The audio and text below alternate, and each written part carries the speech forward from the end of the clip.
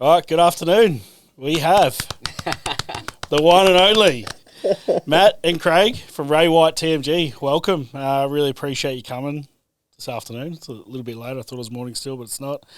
Hey, you're very famous for, what do we call it, gorilla? Yeah. Is that what it is? It's Yeah. definitely gorilla.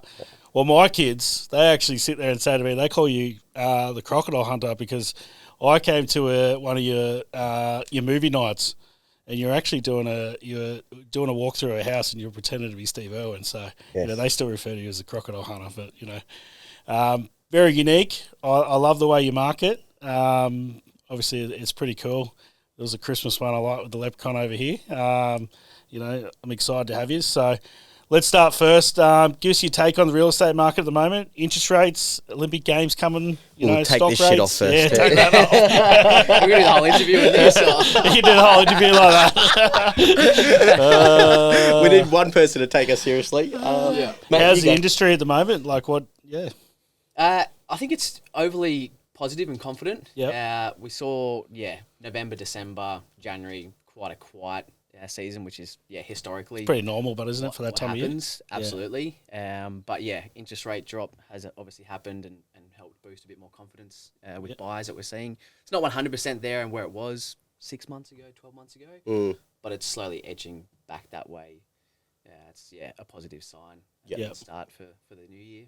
Absolutely. Yeah, I think I'm very blessed to actually oversee all of the agents in the office and then also talk to a lot of principals in Ray White as well, being one myself.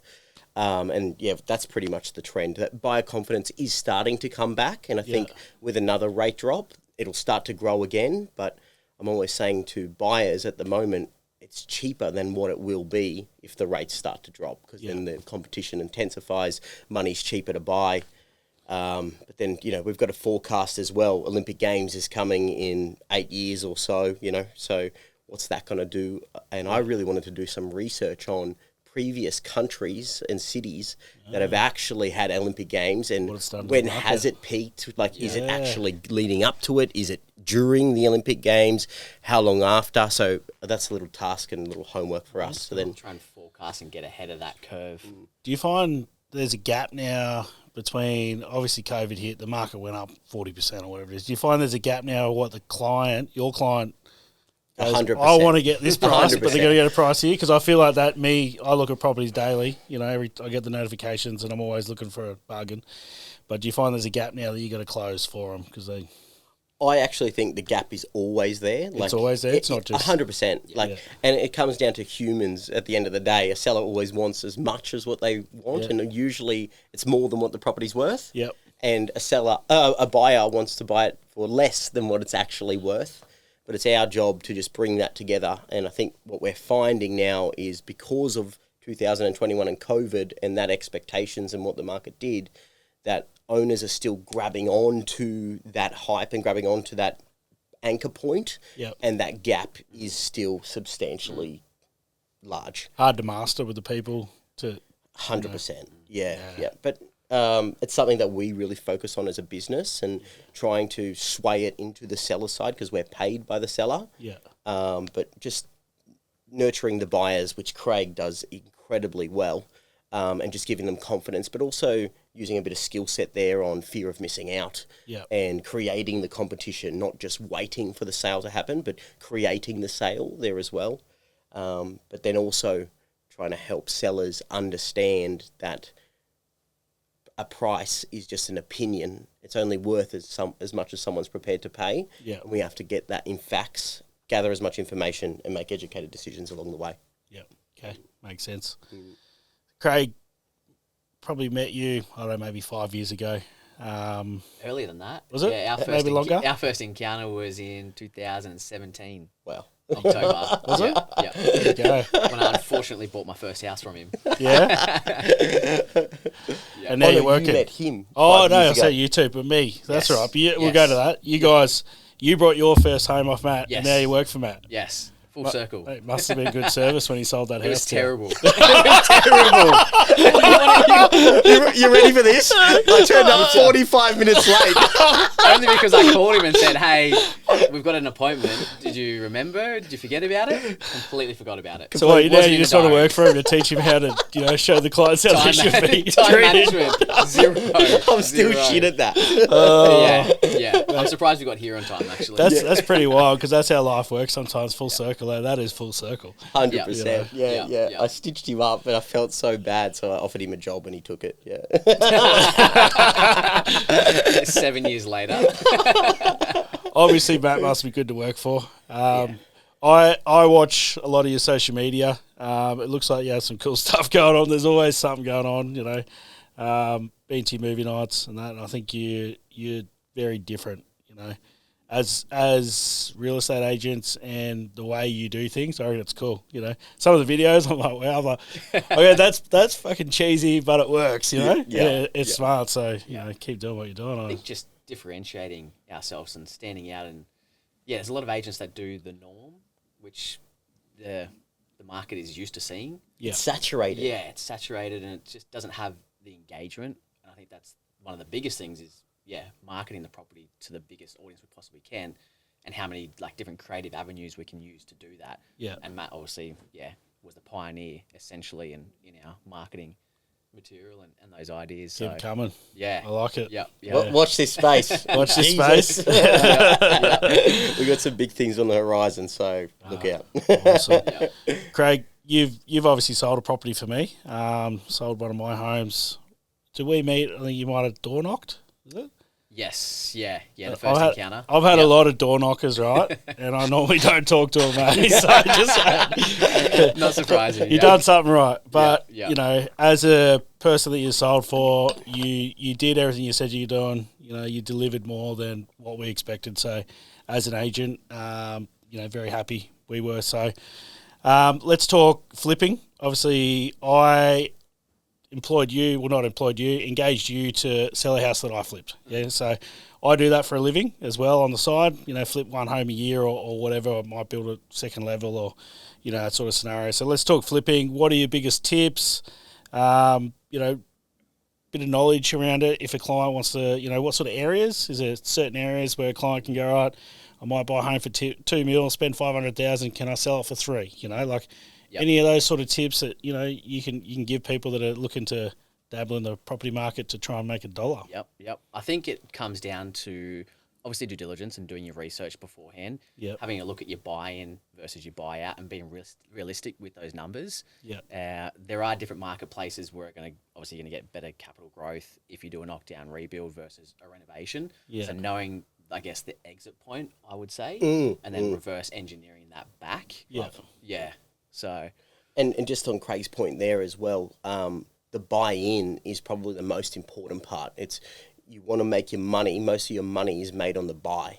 Yeah. So a quick example: there's a little house just sold last week. It's actually in Craig's pocket where he bought the home off me. I've been selling in there for 9 years. A full renovator. They bought it for 1.1. I actually identified it as an opportunity for me to go do a flip.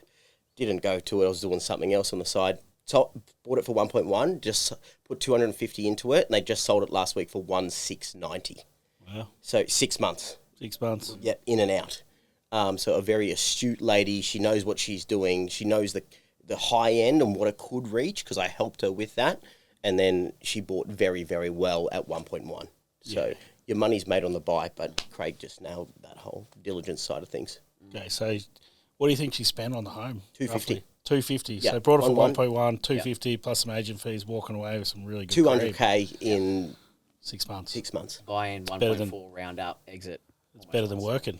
100%. And there's people that just do that for a living, don't they? Just, we're so blessed. We got clients right now that do that for an actual living. So we just try and help them on that journey. But a big part of where we put a lot of effort is the buy.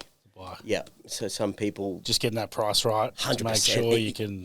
Exactly right. Yeah, you make $100,000 on the buy straight away. Like you want to try and buy 10% less than the actual median or the value of the property. Yeah, which then creates a little bit of gap. equity You're already gap to make sure you got a bit of a buffer. away. 100%. And it goes wrong.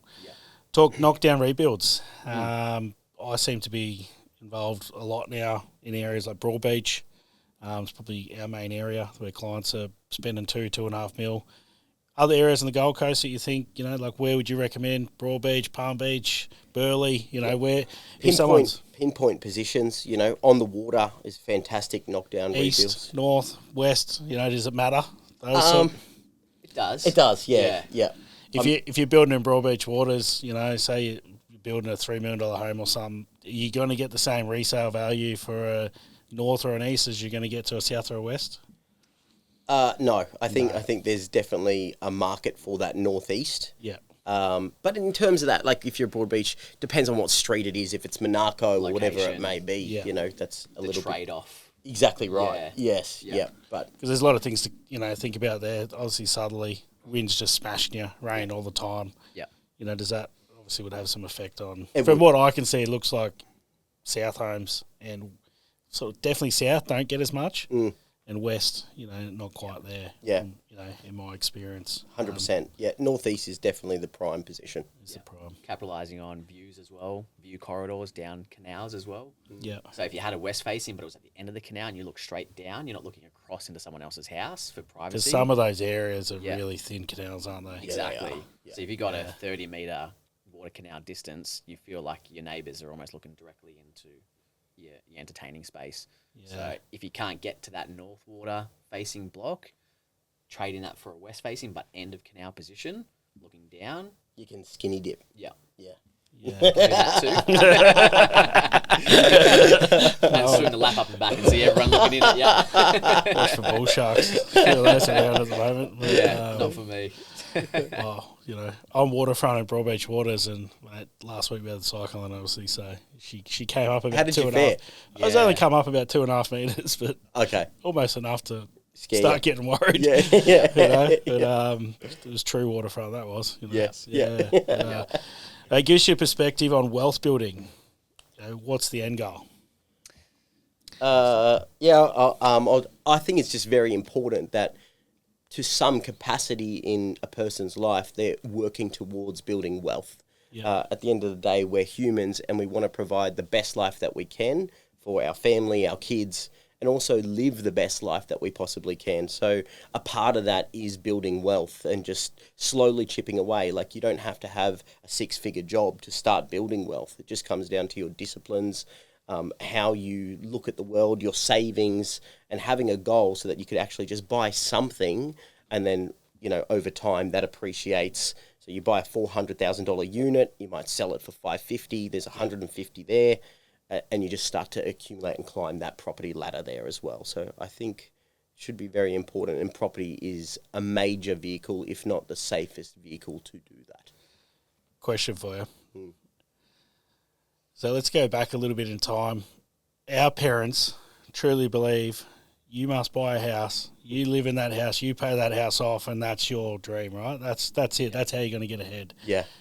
I know people that will be in a place, they'll rent in the area they want to live because it's cheaper, and then invest in other areas around Australia. The rent strategy. Yes. Do you find that system works for people? Yeah, I know heaps of people that do that as well, but the main part to that, and you've just nailed it on the head, is they're investing. Yeah. Where I think the old school traditional way of thinking is safe, sound, one property, just keep it there.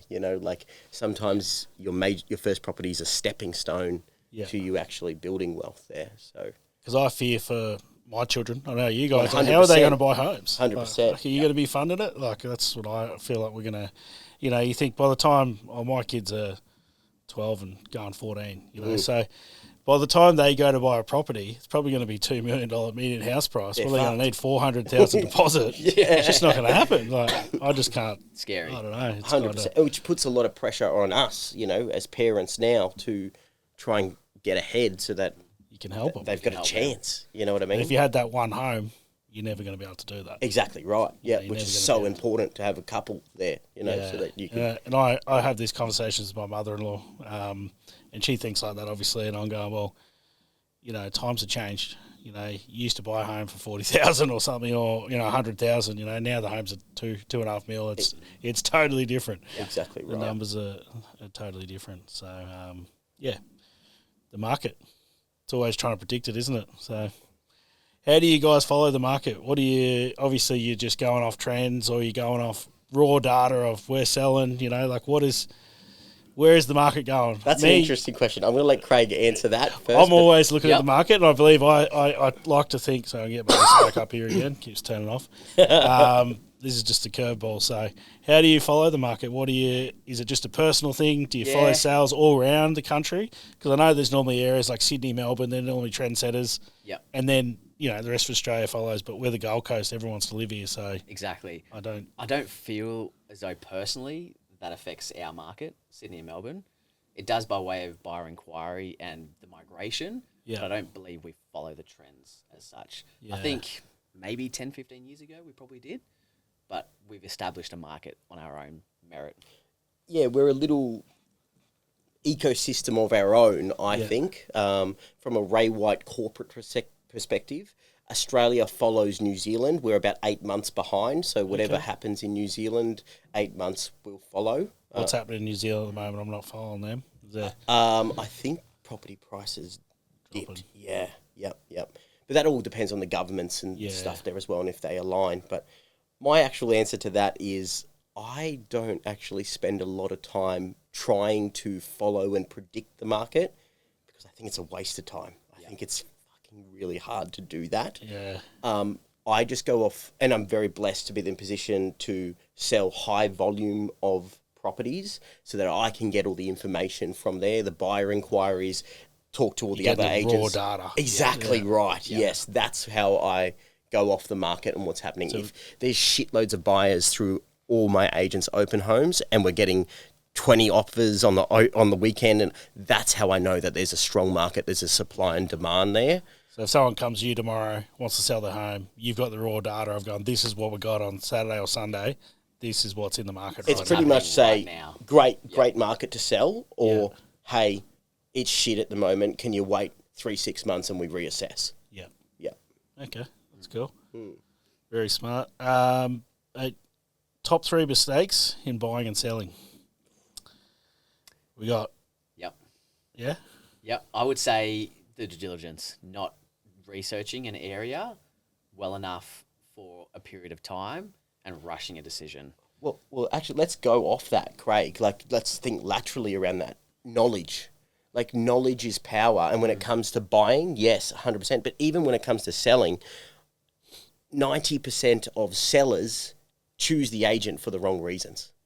They choose the agent because they look for the cheapest. I was talking to a Chinese lady on the weekend, and I gave her my fee, and she said, no, too expensive. I had to put a Chinese accent. He loves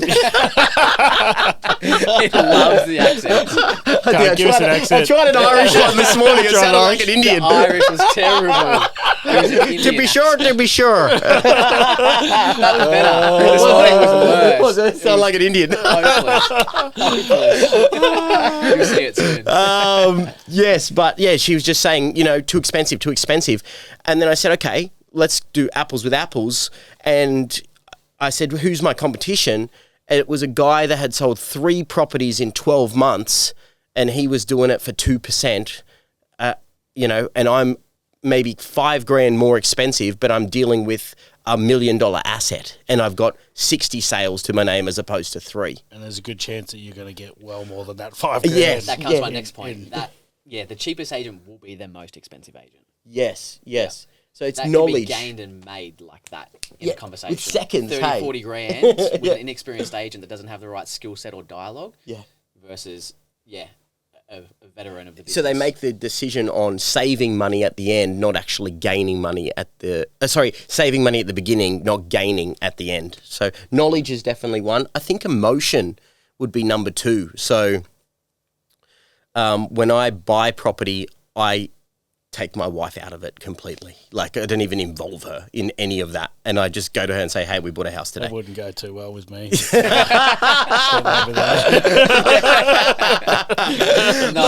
But just in fairness, women think with their heart, I did let her go to an auction while I was playing golf once.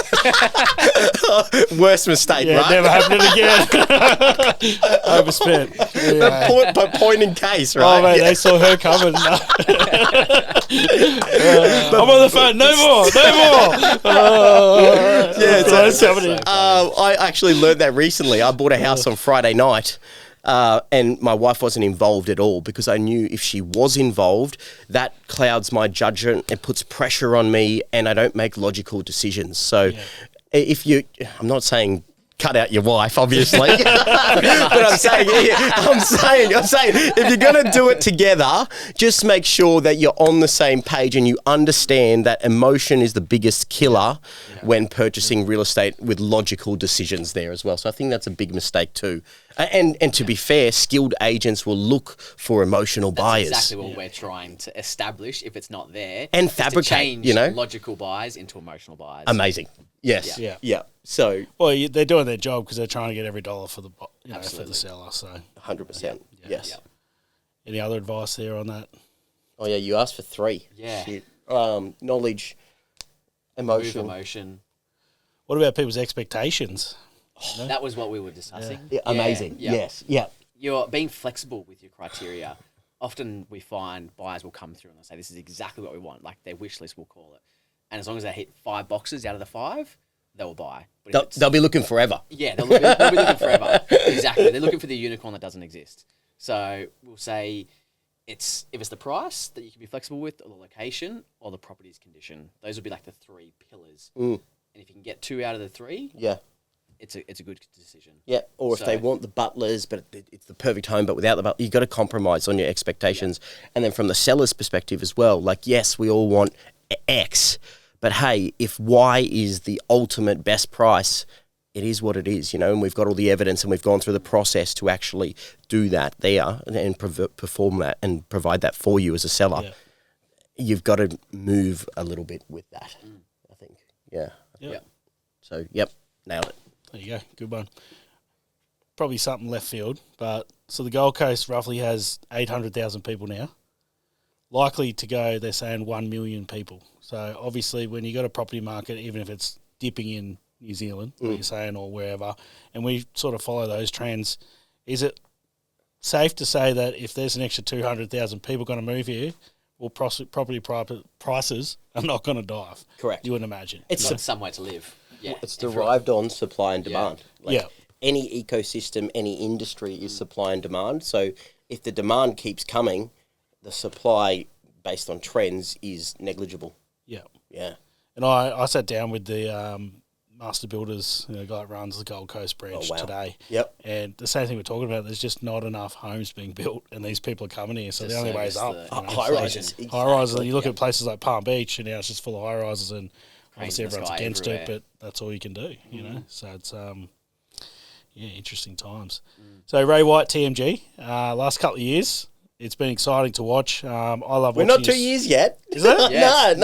It feels a lot longer than 2 years. 19 months. 19 months young. Okay, well, I went to your Christmas do, the movie night. It looked like you had about 50 people in that office. So tell us about your growth and expansion. What does the future hold? Like, where are you going? You know, this is super passionate one for me. I'm very excited about this, and I'm blessed to have people like Craig on board. But we're 20 months or 19 months young. We started with 5 people. We're up to 28 now. Yeah.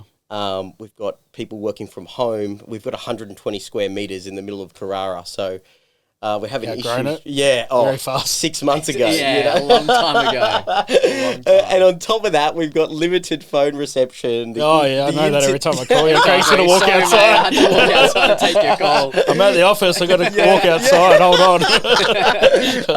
Our internet flicks off when someone heats their lunch up in the microwave. 5G's going real good. Parking's a little bit. So we've got a lot of challenges, but in saying that, I think we're 21st in Queensland. We're 5th for Ray White here on the Gold Coast. So I'm very, very excited. I'm actually in the process of expanding to another 3 Ray White offices. So Ray White TMG will have 4 in total. And that's all around the Gold Coast or certain areas? Yeah. Because you guys obviously everywhere. You're not just one area. No. We're very blessed to be able to trade everywhere. And you've got specialists in every suburb, or most suburbs. And if it's not a specialist there, then I'll float into the other suburbs and just help the clients from there. So yeah, and then I've got, we've got 3 or 4 people that will join us immediately as soon as we expand. And then my end goal is to run and own the best real estate office on the Gold Coast in terms of business, but also premises too. So full gym down the bottom where there's like a wellness center for our clients, and also like clients can come, but also our staff. And then middle will be business, top will be play. So I've kind of got a vision in mind, and I'm just going to keep going until we get that. So what you get is culture. 100%, yeah, and we're very that's what blessed. Most businesses don't have, and Correct. I look at Craig, and Craig, like he absolutely does not, talk highly. He does talk. He doesn't talk highly of me. He speaks very highly of TMG. So you can see what you're doing is obviously, it's different from a real estate point of view. But what other real estate in this country has that kind of culture where they're going to put a gym and everything else and do that for their staff? Yeah, very few, mate. Very few. And I think I've learned that very quickly in my career. Like in terms of my sales business, I'm always putting into it, like so marketing and all the rest of it, and giving back to my clients, and referral cards and all the rest of it. It's not about keeping every single dollar, but then now with office ownership and business ownership, I'm just adopting the same principle and giving back to them and making sure we spend so much time at work. So why not build a fucking cool place to enjoy it and create memories? Yeah, it's cool. Yeah, it's pretty special. Yeah. How's that, mate? You feel, Craig? Yeah. Obviously, enjoy going to work. 100%. Like, I haven't worked in an environment as fun, as outrageous. You get shit done, but you get to have fun every day. Absolutely. So Absolutely. Like Matt said, you spend the majority of your life there, so why not enjoy where you go, who you work with, and the time that you spend there. And if anything, it comes down to our ethics. Like, so we've got a little acronym which is REAL, REAL. So don't test me on it. Results. Yeah, nice. Yeah. I'm just going to let everyone know that they had a couple of Guinnesses before they come in here. So this could go anywhere. Results, ethics. Yeah, you've got it. Results, ethics. Results, ethics, attitude, and love. Nice. Yes. Got it. Yes. Well done. Yes. So everyone in the office had some Guinness today. Is that? Yeah, pretty much. Yeah. Is it because of the leprechaun suit or just in general? No, St. Paddy's Day today. Is it? Yeah. I've been here all day.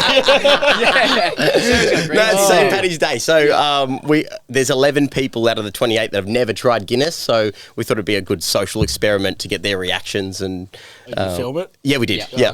Video will be out soon. If you're not a beer drinker, you can't drink that. That's where you get his first impression of an Irish accent. It's all making sense to me now. Yes. Yeah. Didn't even know it was St. Paddy's Day. Yeah. But just making sure that the results are there. They're first and foremost. We want to provide as much value and do what we're meant to do and upskill. Your energy, your ethics has to be on point there. If there's anyone that makes any ill decisions, it's instant dismissal. I'm not giving second chances or anything like that. If there's malice in there, see you later. It's not part of us. Attitude, so people's energy and just coming to work. And if they say, oh, I fucking hate this shit, okay, go and do something else. Like, you don't have to be here. I want a job. That's what it sounds very appealing. So yes. Yeah. And then just love for people, love for life, love what you do. That love piece is a big thing for us as well.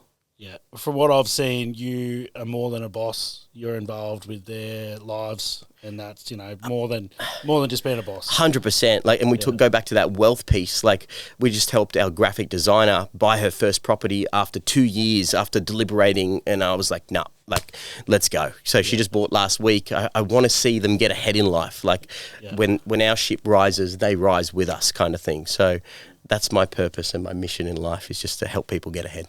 Pretty cool. So I'm assuming, with that sort of culture and everything else going on, there would be other people from other Ray White offices wanting to join your team. Agree.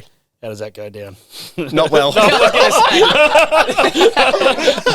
choice of offices. No, look, there's always going to be, and we have a little bit of an attraction business at the moment. It's still quite young, but it's doing something right if people aren't wanting to join the business. Correct. Yeah, but when that situation happens, to Ray White's credit, They've got real strict guidelines on what we Procedures should of how to- follow. You know, not all people do follow them, which is a bit sad. But basically, it's just unpacking with that agent what is wrong with your current place.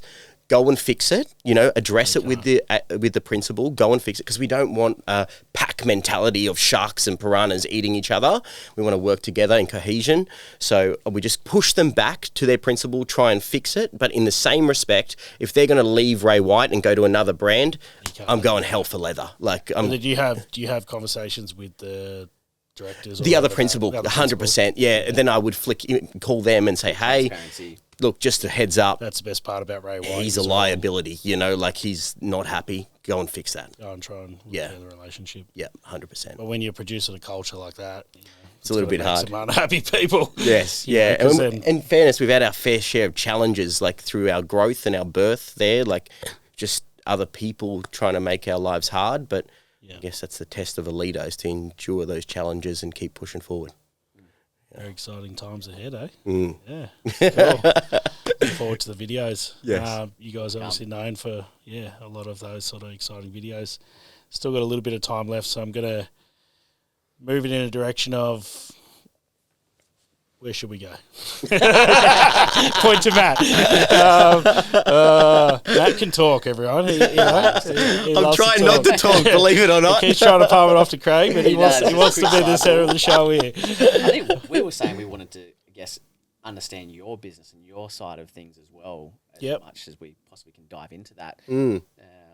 And what you're seeing in the marketplace now, are people favouring, doing a full knockdown rebuild in this current market conditions? Well, it's sort of changed a little bit, the whole floodplain. It's now about 3 months ago, they just changed it that even if you're like my old place at Gregory, Yeah. where I did a second level, pretty much knocked the whole thing down, but use the same slab, you now have to bring that slab up to floodplain level. Is Right. that 1.2 or 900? Depends. So you can go on the Gold Coast Council site and it tells you the floodplain. And as long as that slab is above that floodplain, you can leave it. Wow. So, but yeah, so That's like hard to areas get. now, it's a lot harder to sit there and go, I'm going to do a big reno. So now you're going to find in the next little bit, everyone's just going to start knocking. Uh-huh. If you're in that Broadbeach, Palm Beach, you got no hope, and it's street by street. You can put in the address and it tells you in the council website. So That's it sort of interesting. changes it a little bit now. I nearly bid on Rum Runner on the weekends, which is a knockdown 58 Rum Runner 58, in Mermaid, yeah. so northeast on the weekend. Make sure now, before you go in anything, go on the council floodplain and have a look. Check. It tells you the RL. Well, you've got to be above that Gotcha. floodplain level to keep Okay, it. that's Yeah. nice to know. Yeah. Diligence, There you people. go. Yes, Diligence. Exactly. knowledge. So that's a big change in our market because It would we, 3 years ago, we used to do 50 to 100 extensions up or out, Mm-hmm. And then I just turned around and go, I can't do this anymore. I've lost the love for it. It's just so repetitive. Let's just get in more into that high end where we deliver a higher end product. Yeah, we might build for 18 months, Spend more time. but we walk out of there and go, I'm proud of that. I'm proud of it. Yeah. And we're already talking with our boys now. We're like, we got, some duplexes on Chevron Island right now. They're opposite Surfers Pavilion. Yep. Right? And Main River. And I'm sitting there going, we are going to win an award for this house. When this goes to sell, whether it's later this year or early next year, we're going to set a record They're for impressive. duplexes on the Gold Coast. Amazing. And just putting that mentality in their head. So everything they do, it's got to be high end. And I'm like, I don't care if it costs you 10 grand, 20 grand, whatever. If you make it fuck up, Yep. we just fix it. Yeah. And it's eye for detail. That's what we need to deliver this for the client, because Love that that. client's now giving me another project which I start tomorrow. And we're digging out tomorrow, and there's another 4 in the pipework. So they're a developer. So it's sort of, I think it's going to change a lot more knockdowns now. Mm-hmm. So there is a few rules around it, like you want on Rum Runner. You just any more than a third of the house renovating, Yep. and you got to bring it up. Right. So you can still get away with So you it. keep the slab, keep some of the walls. Yeah. If you're renovating any more than a third of that house, you're not an internal reno, but if you're trying to go up or out Yeah. any more, then that floodplain becomes a bit of a crucial issue now. And it's just come in about 3 months ago, so Okay. Yeah. I wasn't aware of it until I sat down with Stuart Osmond. He goes, "Oh, this just changed last week." I was like, "No," Yeah. because that's a big part of what I do on the Yeah. side. So, Yep. Chris, in terms of like designers, architects, do you have any preferences or any well, a lot of ones people, who you admire? a lot of people come to us with already plans. Uh-huh. There's some, they're a difference. A draftsman is not allowed to be called an architect. You know, if they advertise as an architect, they can get fined hundreds of thousands. That's how strict it is in the industry. Adjustment will get it to a point where, you know, it might be 20 pages of plans and just not so much detail. An architect might give you 150 pages, but it's to the detail of, you know, that light switch is 200 mil off the ground and everything detailed. Wow. So there's no going wrong. So you can understand, but you might pay 50 grand for that and the other one might be 10. So what is the average cost of an architect? Oh, it just depends. Some of them work on a percentage base, some of the really good ones. Right. You know, percentage of the build cost? Yeah, the build costs. Wow. There's one in Mermaid Beach, an architect that we've done a fair bit with, is BDA with some clients, and he's really good drawings, really good. Obviously, you know, companies like that, I think they do a fixed price, but yeah, where you got other ones that are yeah. Percentage of the build might go 7, 8, 10% of the build costs, and when those build costs are 5 mil, you know, So that's like 300k. Yeah, 500k. A lot of money, but then it might take them 6 months to do the drawings because there's that much detail on that side of the house. So You gotta factor that into your timeline. yeah, catch-22. So Here's another one. Average build cost at the moment. Like we thinking $1 mil, $2 mil. well, it's sort of Because this is a preconceived idea. Like it's all changed. You know, before COVID, I was talking to Adam from Master Builders. You know, like we're doing a house on Campbell Street. We quoted it before COVID. Yep. And just to give you an idea, it's 3-story, all concrete. Yeah. Concrete at the time we quoted it was $120 a square meter. Yep. We're currently paying it was 125 to 130, sorry, and now we're currently paying 240. Wow. So that's how much the costs have gone up. In how many years? Oh, it went up within a year to that price, and it's sort of sat at the same 100%. price now for the last year. You know, 100%. And then you got the steel's gone up, everything. You know, like it was only just 2 days before Christmas we handed over our last job that was costing us to build. You know, it took 18 months to clear it all because our sales process can be 9 months. So, you know, by the time you go through it, you know, do some designs the whole way through, you know, it took us 18 months to clear those COVID jobs. And it's never happened in history. It used to be 2% every 18 months, you know, and that's, you'd allow for it, you'd have a buffer and that would cover it. But yeah, none of that sort of crazy stuff that happened. But getting back to build costs, you know, for an architectural home now, you're probably looking at, you know, 3,500, 4,000 a square. Anywhere, some builders are charging 5,000 a square. So it all comes down to your finishes. But, you know, whereas you're probably getting that for 1,000 a square less, you know, before COVID. So Yeah. Okay. Big difference now. Yeah, massive. Yeah. And then just going off that train of thought, where do you think that building industry will go? Do you think it'll plateau? Do you think it'll continue to incrementally rise? Or it seems to have stopped now. Yeah. We're having challenges, obviously, supply and demand, which it seems to be. That's getting better, but everything comes from China or it comes overseas, and when we're having issues with, you know, shipping containers stuck in the channel and that, and then everyone's having to go longer. It just, all these things that people don't think about create Domino effect. You know, like we're buying timber. We're Yeah. buying timber now from Ukraine. You know, wow. who would have ever thought that? So, you know, things are, you know, it's crazy how it works. We send our timber to other countries. They mill it and bring it back to us. You know, like the whole cycle of, Doesn't make any sense, does it? yeah, the whole cycle is crazy. But, you know, we're Australia. Maybe we need someone like Trump to come in and just fucking sort it all out. Matty Micallef for president. PM soon. Just sort shit out, you know.